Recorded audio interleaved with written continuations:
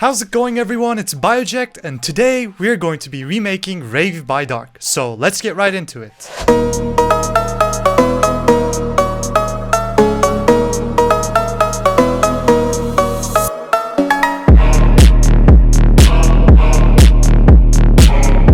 Alright, so the first thing you want to do is set the tempo to 120 beats per minute. Let's start off from the intro. So the intro is actually pretty simple to make.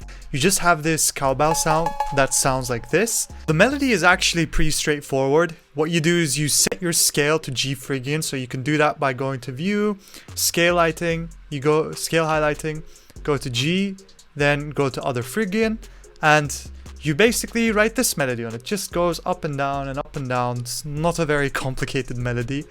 And yeah, if you just replicate the notes, it will sound like this.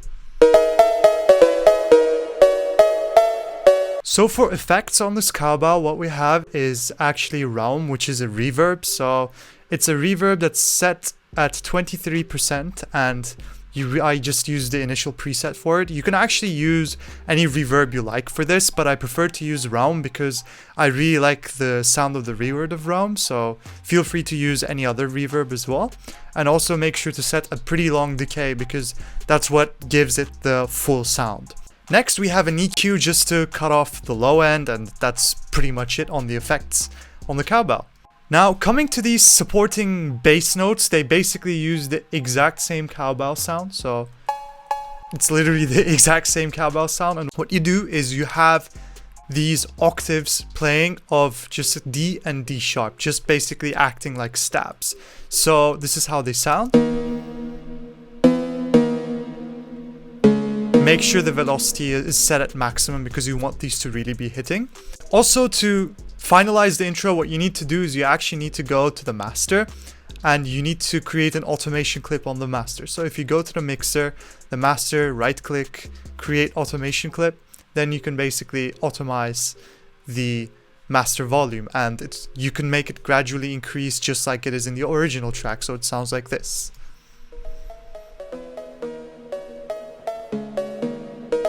So now coming to the second part of the intro, what we have is this stacked cowbell sound again. So this is how that sounds like. The way you actually achieve this sound is actually by literally taking the same melody and copying and pasting it above. So you can press shift and click and you can literally copy and paste it above just like this. I'm not going to do that since I already did. We can delete that. And what you want to do is you want to set the velocity of the higher ones to be maximum and the lower ones to be lower, because you want the high plucks to be in front of the mix. So that's what you need to do, and that's how this sounds like. Now, if you've probably noticed as well, there's a little bit of a difference in melody in this one. There's basically these two notes. So in the original intro, what we had was just this basically, but now in this we have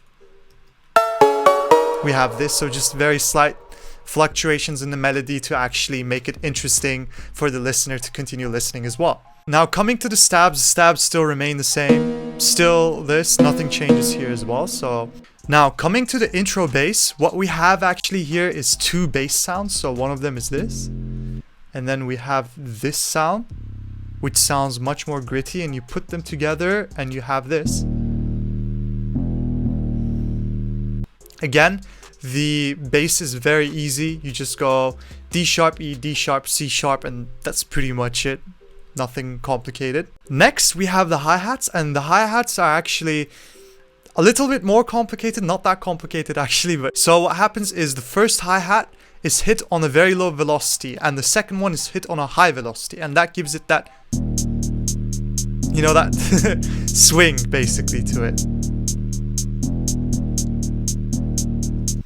And you can obtain this by literally just selecting the first note and then pressing Alt on your keyboard and using the mouse scroll wheel to reduce the velocity, or you can just tap on it like this, whichever way you prefer basically. And then right before the drop, we have a reverse crash. So we have this sound, and that's also pretty easy to make. What you do is you actually take this crash sound and you reverse it.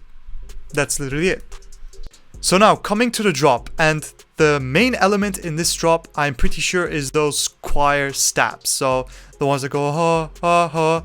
So this is basically done by using this choir shot called Hanzo choir shot, which, yeah, it's from Hanzo's pack, and it sounds like this. And you basically need to layer the vocals like this. Now, this note in the middle is the main note that you want to hear, and that's why its velocity is set at the highest. And this one, this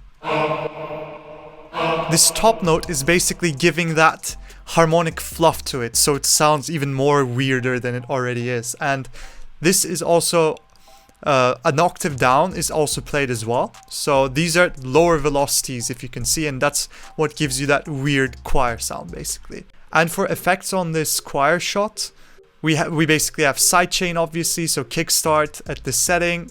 What sidechain basically does is every time the kick hits, it will duck the volume so the kick has space to hit in the mix.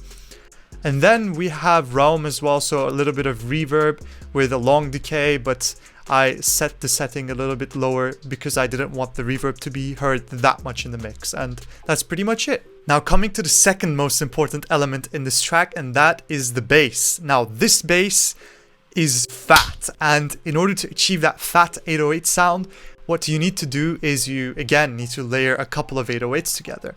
And that's what I did. So I took this 808, which is very fat, and then I took these 808s, which act sort of like a harmonic to basically go with the main 808. And combining them together, you have this sound.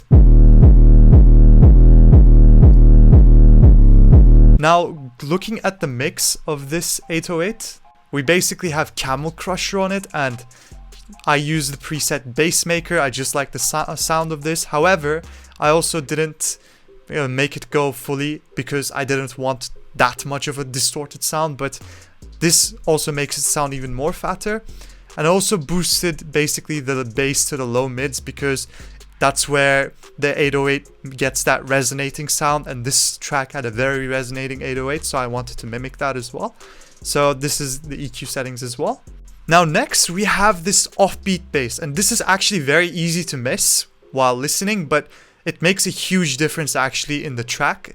So I'll also demonstrate it with and without in a sec, but this is how it sounds like.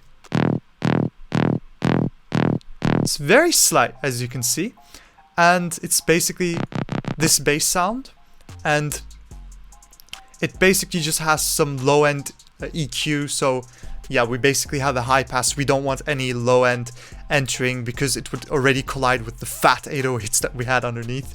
So I just cut them out. So just to show you how much of a difference this offbeat bass actually makes, I'll show you the before and after right now. So without the bass pluck in the mix, with the bass pluck in the mix. Huge difference, as you can hear. Now next we have the drums of the drop. So we have this very simple hi-hat pattern, which I just use this hi-hat. And what you do is you just make it hit on every offbeat. Nothing complicated. And there's also no effects on this hi-hat as well. It's pretty standard. Next we have our kick, and this kick is very hard hitting, and the way you achieve that sound is actually by first using the right kick. So you need to use a kick that sounds similar to this, and you actually need to add this plugin called G-Clip to your master. And what this does is it's basically a soft clipper, and it distorts sort of your mix, and it gives you that very, very punchy sound.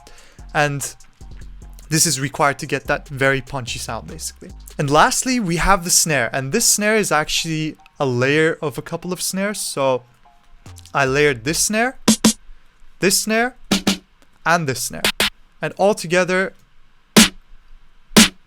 sounds like this.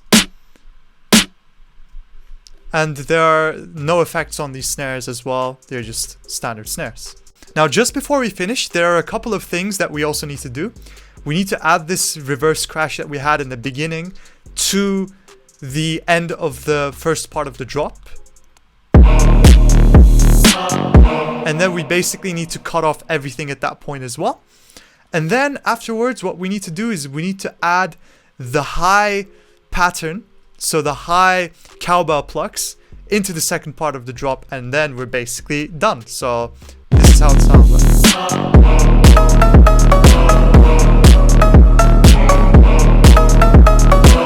And that's pretty much the whole track. So the track basically repeats in this arrangement. I didn't fully finish the whole entire track because it's a bunch of repetition of these parts basically. And if you want the FLP of this track, it will be in the description for free to download, so you can download that as well. If you want to learn more about beat production and music production in general, I highly recommend you check out this video on how Hotline Bling was made. That will be more into the pop, hip-hop, rap industry, so that will probably give you a different insight on how music is made as well. So I highly recommend you check out this video. And thanks a lot. Have a great night.